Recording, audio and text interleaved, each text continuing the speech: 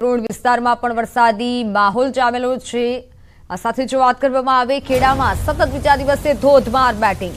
કપડવંજ, કઠલાલ, ડાકોર, મહેમદાબાદ, બહુદા સહિતના વિસ્તારોમાં છેલ્લા 2 કલાકથી ધોધમાર વરસાદ થઈ રહ્યો છે। યાત્રાધામ ડાકોર સહિત કાલસરનેશ, દુણાદરા, સુઈ, આગારવા સહિત ગામોમાં વહેલી સવારથી તોફાની વરસાદ। ડાકોરના રણછોડજી મંદિર બહાર વરસાદી પાણી ભરાયા, ઢીચણ સુધી પાણી ભરાયા હતા। મંદિરે દર્શનાર્થે આવતા શ્રદ્ધાળુઓ ઘૂંટણસમા પાણીમાંથી પસાર થઈ દર્શન કરવા પહોંચ્યા। બીજી તરફ બહાર પાર્ક કરેલા 2 વ્હીલરો પણ અડધા પાણીમાં ગરકાવ થયા। ડાકોર નગરપાલિકાની પ્રી મોન્સૂન કામગીરી પર સવાલ ઉઠી રહ્યા છે। સારો વરસાદ પડતા ખેડૂતોમાં એક તરફ ખુશીનો માહોલ છે, તો શહેરી વિસ્તારમાં નીચાણવાળા વિસ્તારમાં વરસાદી પાણી ભરાયા છે। ડાકોરમાં ભારે વરસાદ થતા સ્કૂલે જતા વિદ્યાર્થીઓ પણ વહેલી સવારે અટવાયા હતા। તો ખેડા જિલ્લામાં અત્યારે વરસાદની ધમાકેદાર બેટિંગ થઈ રહી છે। ઢીચણ સમા પાણી ખેડા જિલ્લામાં પડ્યા છે અને ખેડા જિલ્લાની આસપાસના ગ્રામ્ય વિસ્તારમાં પણ સારો એવો વરસાદ થયો છે। ખેડાથી સંવાદદાતા ઉમંગ પટેલ જોડાઈ ચૂક્યા છે। ઉમંગ, અત્યારે ખેડા જિલ્લાના આસપાસ વિસ્તારોમાં કેવો વરસાદ છે? ઘણા એવા વિસ્તારો છે કે જ્યાં ઢીચણ સમા પાણી ભરાયેલા છે।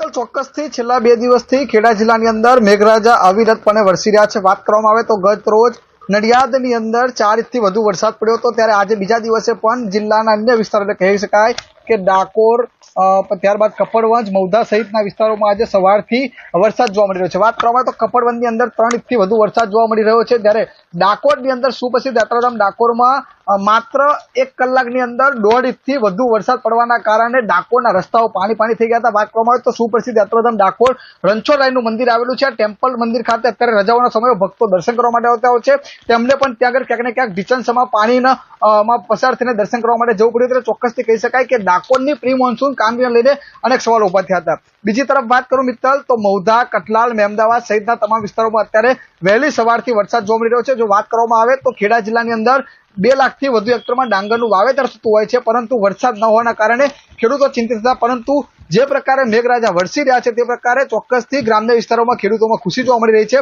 પરંતુ શહેરી વિસ્તારમાં ક્યાંક ને ક્યાંક પાણી ભરાઈ જવાની સમસ્યા જોવા મળી રહી છે। નડિયાદની અંદર પણ સામાન્ય વરસાદમાં પાણી ભરાતા લોકોને હાલાકી વેઠવાનો વારો આવ્યો હતો, ત્યારે બીજી બાજુ મહેમદાબાદમાં પણ 1.5 ઇંચ જેટલા વરસાદની અંદર મહેમદાબાદના કેટલાક વિસ્તારોમાં પાણી ભરાઈ જવાના કારણે લોકોને ભારે મુશ્કેલીનો સામનો કરવો પડ્યો। તો આજે વહેલી સવારથી વરસાદ વરસી રહ્યો છે। હજુ પણ જો વધુ વરસાદ વરસે તો ખેતી માટે સારો રહેશે તેવું ખેડૂતોમાં એક પણ આશા વર્તાઈ રહી છે। જી મિત્તલ, આભાર સમગ્ર માહિતી બદલ। તો હજુ પણ જો સારો વરસાદ થાય છે તો ખેડૂતો માટે તે સારા સમાચાર કહી શકાય, કારણ કે પાકને ફાયદો થશે। પરંતુ એક તરફ શહેરી વિસ્તારમાં વરસાદથી જે પણ વિસ્તારોમાં પાણી ભરાયા છે ત્યાં સ્થાનિકોમાં મુશ્કેલી ઊભી થઈ છે। ખેડા જિલ્લામાં સતત બીજા દિવસે તોફાની વરસાદ। કપડવંજ શહેરમાં વહેલી સવારથી ધોધમાર વરસાદ થયો। 1 કલાકમાં 3.5 ઇંચ જેટલો વરસાદ નોંધાયો। નીચાણવાળા વિસ્તારોમાં વરસાદી પાણી ભરાયા છે। પટેલવાડા, મીના બજાર, કાચિયાવાડ, રત્નાકર માતા રોડ, દાણા રોડ સહિત કપડવંજના નીચાણવાળા વિસ્તારો જળબંબાકાર બન્યા। વહેલી સવારથી વરસાદ શરૂ થતા લોકોને મુશ્કેલીનો સામનો કરવાનો વારો આવ્યો।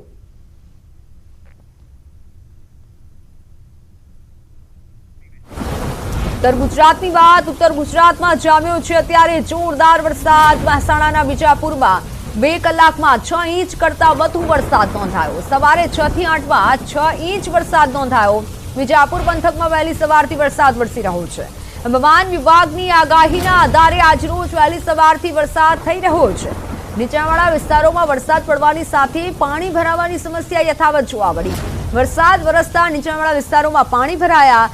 શહેરના સરદાર પટેલ સ્ટેચ્યુથી TB road, Visnagar road, Khatri Kuva ચક્કર વિસ્તારમાં પાણી ભરાયા।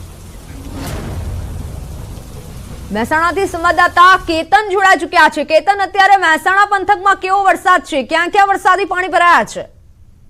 ચોક્કસથી મિત્તલ જણાવી દેવું કે મહેસાણા જિલ્લામાં સવારથી જ કેટલાક વિસ્તારમાં ઝરમર તો કેટલાક વિસ્તારમાં ધમાકેદાર વરસાદ જોવા મળી રહ્યો છે। ખાસ વાત કરીએ તો વિજાપુરમાં 2 કલાકમાં 6 ઇંચ કરતા વધુ જે વરસાદ ખાબક્યો છે, જેના કારણે વિજાપુર પંથકમાં હાલમાં જે વિજાપુર પંથકોએ પાણી થયું છે। સવારે 6 થી 8 કલાકમાં એટલે કે 2 કલાકમાં 6 ઇંચ જેટલો વરસાદ ખાબક્યો છે। સવારથી જે વિજાપુરમાં વરસાદ વરસી રહ્યો છે, હવામાન વિભાગની આગાહીના આધારે આ સવારથી જે વરસાદ વરસી રહ્યો છે, જેના કારણે નીચાણવાળા જે વિસ્તારો હોય છે ત્યાં વરસાદ પડવાની સાથે જે પાણી ભરવાની સમસ્યા હોય છે તે યથાવત જોવા મળી હતી। નીચાણવાળા જે વિસ્તારો હોય છે તે પાણી થયા હતા। ખાસ કરી વિજાપુર શહેરના સરદાર પટેલ સ્ટેચ્યુથી ટીબી રોડ સહિત વિસનગર રોડ, ખત્રી કુવા, ચક્કર વિસ્તારમાં આ જે વિસ્તારો હોય છે તે નીચાણવાળા વિસ્તારો છે ત્યાં પાણી ભરાયા હતા। કેટલીક સોસાયટીઓમાં પણ પાણી ભરાવાની જે સમસ્યા હોય છે જોવા મળી છે, તેના કારણે જે સ્થાનિકો હોય છે, રહીશો હોય છે તે ચોક્કસથી મુશ્કેલીનો સામનો કરી રહ્યા છે। જી બિલકુલ કેતન, આભાર સમગ્ર માહિતી બદલ।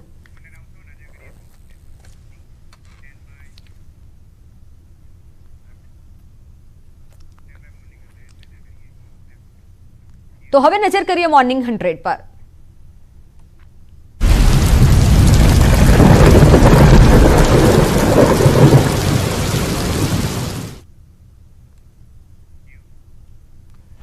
રાજ્યમાં આજથી વરસાદનું જોર વધશે। આગામી 5 દિવસ વાવાઝોડાની હવામાન વિભાગની આગાહી। ગુજરાત પર એક સાથે 3 સિસ્ટમ સક્રિય। બનાસકાંઠા, પાટણ, મહેસાણામાં ગાજવીજ સાથે વરસાદની આગાહી। અમદાવાદ, ગાંધીનગર, અરવલ્લી, ખેડામાં થશે ધોધમાર વરસાદ। નર્મદા, ભરૂચ, સુરત, ડાંગ, નવસારીમાં પણ થઈ શકે છે ભારે વરસાદ। અમરેલી, ભાવનગરમાં ભારેથી અતિભારે વરસાદની આગાહી। સુરેન્દ્રનગર, રાજકોટ, પોરબંદર, જૂનાગઢમાં પણ મધ્યમ વરસાદની આગાહી। 30 થી 40 કિલોમીટર પ્રતિ કલાકની ઝડપે પવન ફૂંકાઈ શકે। હવામાન નિષ્ણાંત અંબાલાલ પટેલની મોટી આગાહી। 72 કલાક સાર્વત્રિક ભૂક્કા બોલાવશે મેઘરાજા। કેટલાક ભાગોમાં પૂરની સ્થિતિ સર્જાઈ શકે। આજકાલ અને પરમ દિવસે ગુજરાત માટે ખૂબ ભારે। ઉત્તર પૂર્વ મધ્ય ગુજરાત અને સૌરાષ્ટ્રના ભાગો માટે ભારે વરસાદની આગાહી। સૌરાષ્ટ્રના કેટલાક ભાગોમાં ભારેથી અતિભારે વરસાદ થવાની સંભાવના। અમરેલી, જામનગર, વેરાવળમાં મેઘરાજા કરશે તોફાની બેટિંગ। કચ્છના કેટલાક ભાગોમાં થઈ શકે છે ભારે વરસાદ। 28 ઓગસ્ટે બંગાળ ઉપસાગરમાં સિસ્ટમ બનશે। વરસાદી સિસ્ટમનો માર્ગ ગુજરાત સુધી રહી શકે। 6 સપ્ટેમ્બરે બંગાળના ઉપસાગરમાં ફરી સિસ્ટમ બનશે। બીજી સિસ્ટમ પણ ગુજરાતને ધમરોડે તેવી શક્યતા।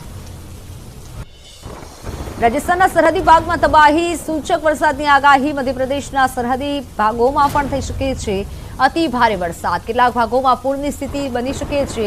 જનધનની કાળજી રાખવા અંબાલાલે આપી સૂચના। 24 કલાકમાં 153 તાલુકામાં મેઘરાજા મન મૂકી વરસ્યા।